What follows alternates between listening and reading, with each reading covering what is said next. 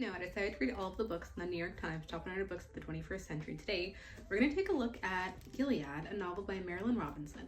A little bit of background. In this novel, we follow a preacher. He is in his late 70s, and he is writing a letter to his very young son. His son is 7 years old, and he's coming towards the end of his life, and he feels as though he has reflections and life lessons that he wants to share with his son that he might not be around to do. And so he's writing him a letter, and this book essentially is a letter on all of his reflections and his experiences in life. Some of the themes that are explored are purpose, the role of religion in our lives, families and family dynamics. The pastor, his name is John Ames. John shares a lot about his father and his father's father, and they all were preachers, and how they each approached the role in faith very differently. His father was a pacifist, his grandfather was not. He finds himself somewhere in the middle, and so it's all of these different family dynamics and disagreements are reflected on in this book.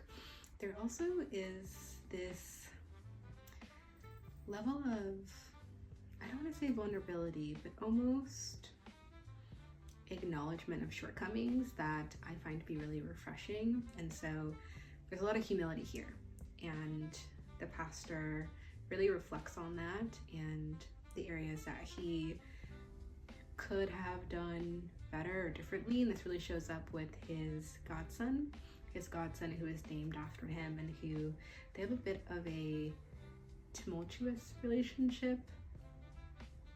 I think everyone has that person that no matter how hard you try, you just don't understand each other, or you butt heads, or there's just a fundamental difference in the way that you view the world. And so John is really reflecting on that, and a lot of his shortcomings are around that relationship with his godson. He actually ends his reflection in a way that was really beautiful, and I actually haven't enjoyed an ending of a novel in a very long time as I have this one. So this is on page 247, the last page, and he says, "I'll pray that you grow up a brave man in a brave country. I will pray you find a way to be useful. I'll pray, and then I'll sleep." It just really hit me, and yeah, it was quite touching and intentional. I just found it to be really beautiful. For that reason, I give this novel a strong 9. The overarching ideas and morals and ethics that he's sharing with his son, and his hopes, and also the acceptance and humility that he's approaching and reflecting on his own life and approaching his hopes for his son. It's really beautiful. So I found it to be a wonderful read, and I think you will too.